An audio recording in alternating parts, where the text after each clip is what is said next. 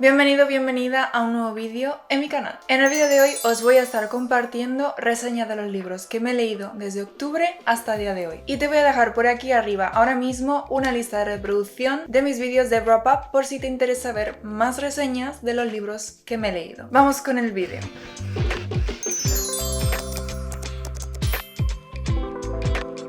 Empezamos con un libro de Agatha Christie, cómo no. Comienzo con Matar es fácil. Bueno, pues con este libro no tenía expectativas de ningún tipo. Pensaba que iba a ser un libro del montón. En esta historia, nuestro protagonista, un policía retirado, va en un tren en el que coincide con una señora muy peculiar. Esta mujer le recuerda a su tía, a la cual le tenía mucho cariño y que según recordaba le gustaba mucho hablar. A esta mujer, como era de esperar, también le gusta mucho hablar, así que no tardó en entablar conversación con el ex policía. Decía que estaba muy preocupada porque en el pueblo en el que vivía estaban ocurriendo muchas muertes misteriosas y ya comenzaba a sospechar de que se trataba de asesinatos. Y además creía saber quién era el autor de esos crímenes, así que iba directa a Scotland Yard para contárselo a la policía. Y además sabía quién iba a ser la próxima víctima, el doctor Humbleby. Nuestro protagonista, que se llama Luke, pensaba que esta mujer, como era mayor, pues le gustaba inventarse fantasías en su cabeza. Y le pareció muy creativa esa historia que le había contado. No obstante, días después salió en el periódico que dicha mujer fue atropellada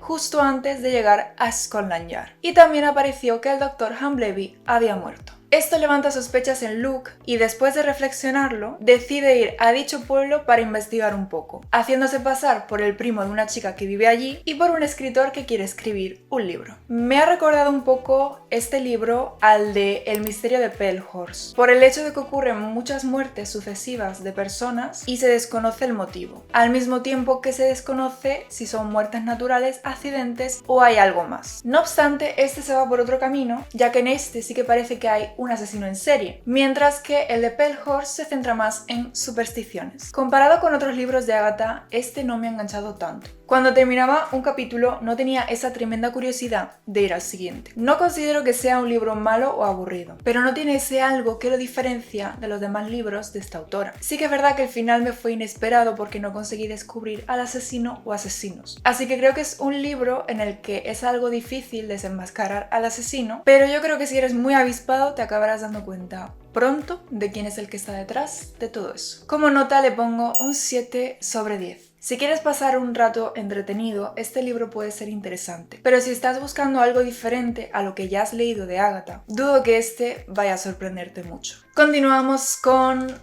Carrie, primer libro que me leo de Stephen King. Este me lo leí porque me lo recomendasteis y la verdad no me ha decepcionado. De hecho, después de haber visto la adaptación a película de 1976, aprecio mucho más el libro, ya que la película en este caso no ha sido capaz de superar al libro. No estoy muy segura de por qué censuraron Carrie, pero podríamos decir que la película es como una versión light de los hechos que ocurren en el libro. Vamos a ver cuál es la historia de Carrie. Carrie, una adolescente de 16 años, sufre bullying en el instituto al que va. Constantemente se meten con ella por ser la rarita del grupo, ya que su comportamiento y acciones están influidos por la enseñanza o la educación que le ha dado su madre, Margaret White, una fanática religiosa. Un día en las duchas, Carrie tiene su primera regla delante de todas las chicas y ella, al pensar que se está desangrando, va a pedir ayuda. Sin embargo, las demás chicas reaccionan mal y le tiran tampones y compresas mientras se ríen de ella. Realmente es extraño pensar que una chica de 16 años desconociese lo que es la regla o la menstruación. Cuando Carrie llega a su casa y su madre se da cuenta de que su hija ha sangrado ya por primera vez, ocurre un enfrentamiento entre ellas. Margaret, su madre, es fiel creyente de que tener relaciones es un pecado y por tanto el sangrado y embarazo es el pecado que Dios le ha dado a las mujeres por cometer el pecado de lujuria en un pasado con Adán y Eva. Por tanto, una vez hija y madre están cara a cara, su madre le menciona unas cuantas citas bíblicas y después la encierra en un cuarto pidiéndole que vaya a rezar. Imaginaros la situación que vive Carrie. Lo curioso de Carrie es que no es una adolescente cualquiera. Ha nacido de un matrimonio en el cual madre y padre tienen unos genes que al juntarse forman uno nuevo. Y este es el que tiene Carrie. Carrie tiene el poder de telequinesis, es decir, puede mover o manipular objetos con su mente, sobre todo en casos donde predomina la tensión o la ira. Ella no es frágil como una flor. Ella es frágil como una bomba. Y a la mínima que alguien le haga estallar de furia, no tendrá tiempo de arrepentirse porque estará muerto. Por tanto, es ahí lo interesante de este libro. Siempre está esa expectativa de en qué momento va a estallar Carrie, porque es evidente que quien tiene un poder va a usarlo. Es un libro que me ha resultado un poco lento al comienzo, aunque entiendo que eso es necesario para ponernos en situación y conocer bien a todos los personajes principales. También se me hizo un poco pesado al comienzo porque me costó un poco pillarle el ritmo a la narración de Stephen King. Para mi gusto tiene una forma peculiar de escribir y en algunas ocasiones, como pone los pensamientos de los personajes entre paréntesis, eso me rompía un poco el hilo de la narración. A través de las páginas de este libro, Stephen King me ha transmitido su pasión por escribir y en algunos casos de tensión me he imaginado el ritmo frenético con el que Stephen King escribió esas páginas. A partir de antes de la mitad del libro, solo quieres llegar al final. Eso es porque el libro está escrito de una manera que se van intercalando los hechos del presente con noticias de periódicos o testimonios del futuro. Por tanto, se le va adelantando al lector los hechos futuros y eso genera expectativa para seguir avanzando en la historia y ver cómo se resuelve todo. A mí me enganchó desde ese momento y me lo acabé en 2 días. El final me ha dejado un sabor agridulce, pero igualmente me parece un buen final. Sin duda alguna te recomiendo leer el libro antes de ver la película. Le pongo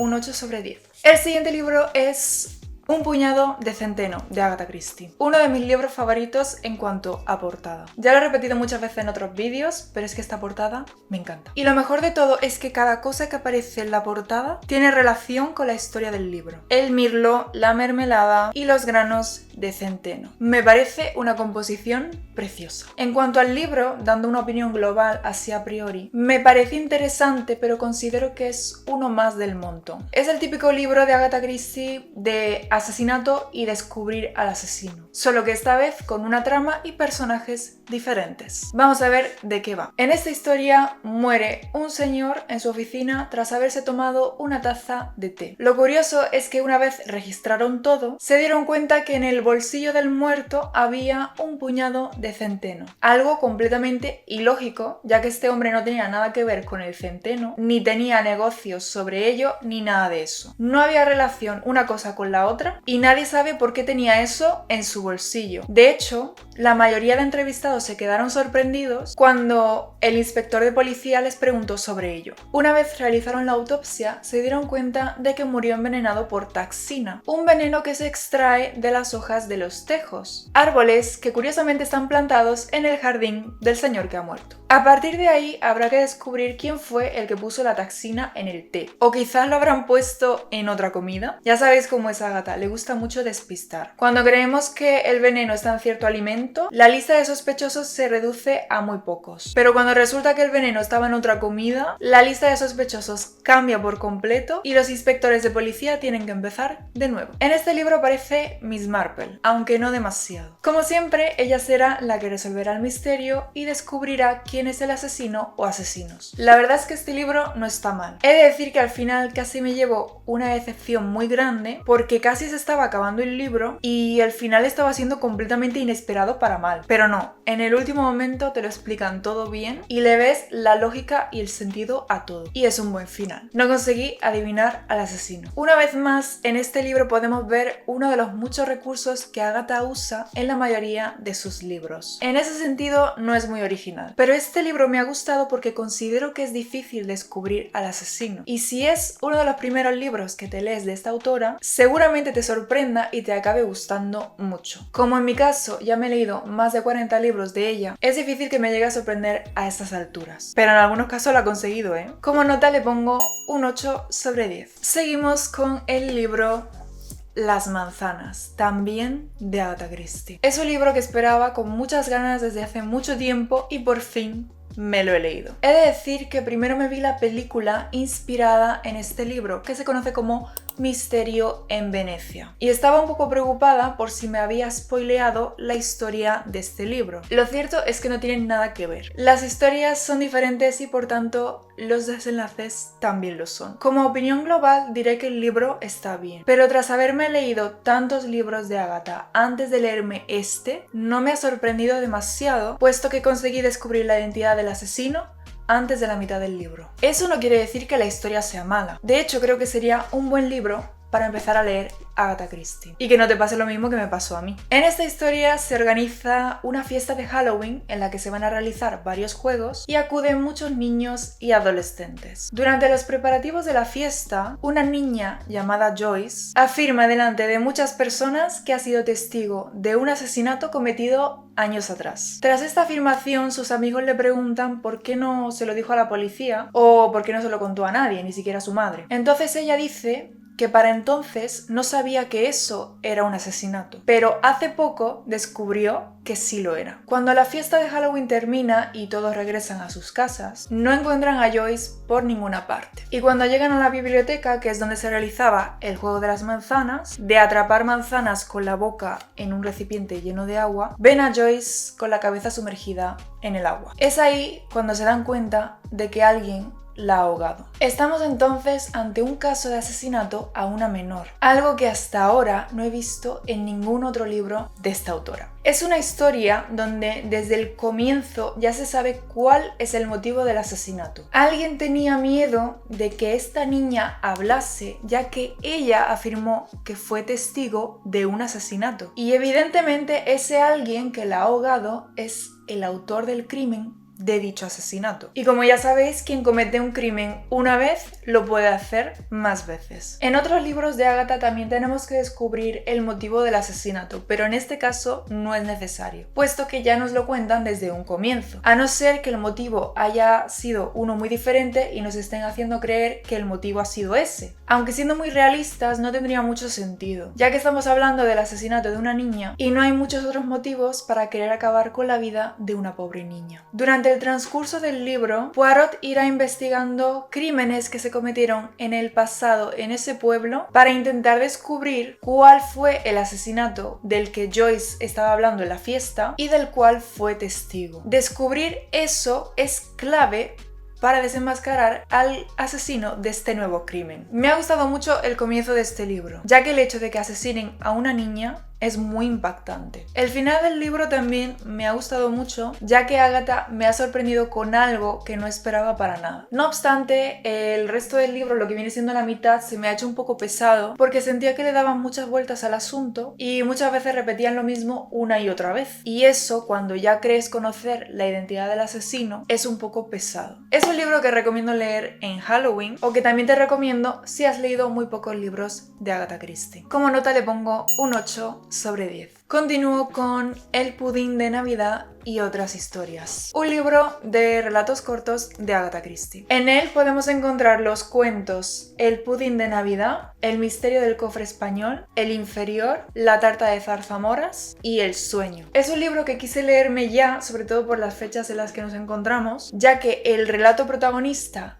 y también al que se hace alusión en la portada es el de El pudín de Navidad. Como opinión general del libro, voy a decir que está bien, aunque con este libro me he dado cuenta de que no soy muy fan de los relatos cortos. Soy más bien de novelas y de historias largas en las que puedo sumergirme y conectar más con los personajes. Voy a hablar un poco de qué me ha parecido cada cuento. El pudín de Navidad me ha parecido una historia diferente para ser Agatha Christie. No es el típico cuento de asesinato y buscar al asesino, sino que aquí tenemos una trama diferente y muy original. Personalmente me ha gustado mucho porque Agatha me ha pillado por sorpresa con una de las cosas que ocurren en este relato. Siempre voy pensando que Agatha ya no puede sorprenderme, pero al final siempre lo consigue de alguna manera. A este cuento le pongo un 8 sobre 10. El misterio del cofre español no ha estado nada mal. Aquí encuentran un cadáver dentro de un cofre, algo muy curioso y particular. No es una historia muy fuera del estilo de Agatha, pero al final me sorprendió porque no logré descubrir al asesino. En este caso le pongo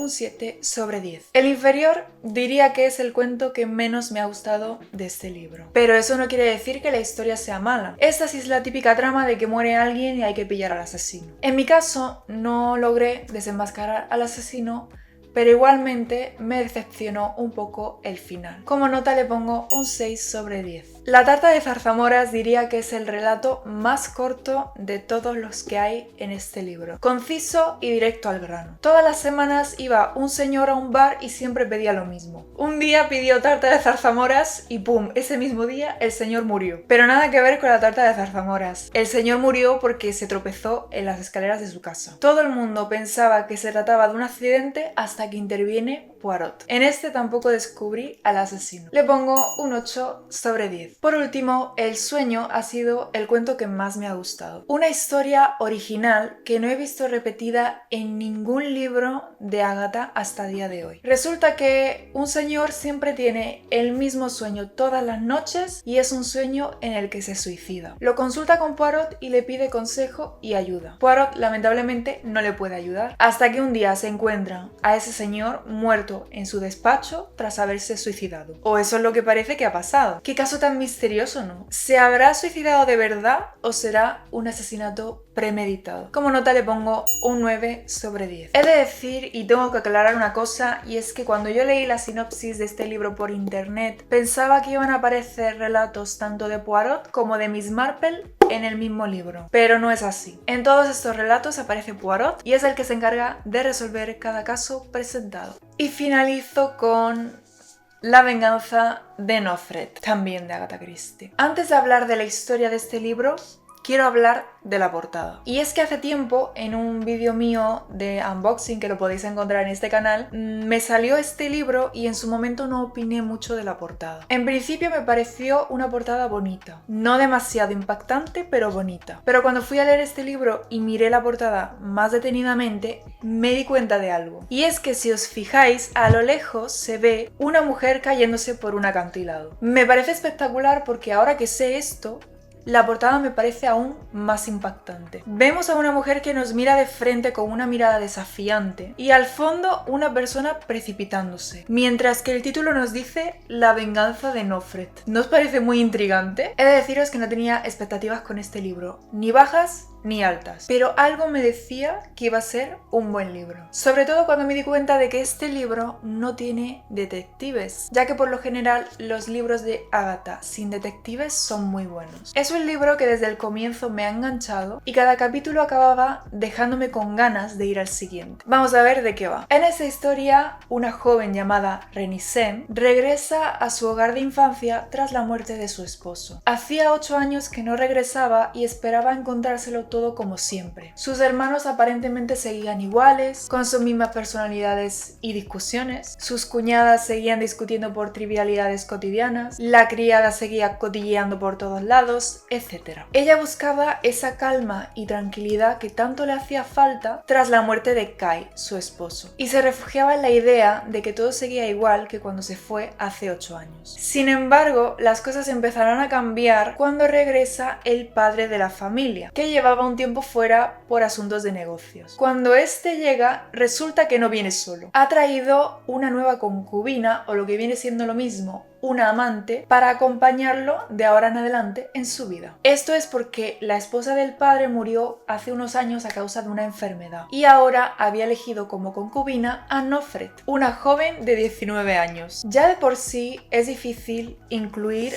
a un extraño en tu familia y todos se sentían un poco incómodos, pero es que Nofret no ponía de su parte. Nofret tiene una personalidad que puede irritar a cualquier persona y finalmente todos la acabaron odiando. Solo Renisem intentó ponerse en su lugar y tratar de entender por qué Nofret era tan fría y cruel con todos. Hasta que un día, para sorpresa de todos, se encontraron a Nofret tirada en el suelo tras haberse caído por un acantilado. A partir de aquí es cuando se empieza a hacer honor al título del libro, La venganza de Nofret. Y es donde van a empezar a ocurrir unas muertes misteriosas en la familia, parecidas a las que ocurren en 10 negritos y no quedó ninguno. ¿Será una maldición del espíritu de Nofret la que persigue a esta familia? ¿O son manos humanas las que están detrás de estos asesinatos? Es un libro que me ha gustado mucho. Sin embargo, en mi caso creo que me hubiera sorprendido más si hubiese sido uno de los primeros libros que me leo de Agatha, ya que para la mitad del libro ya yo creía saber quién era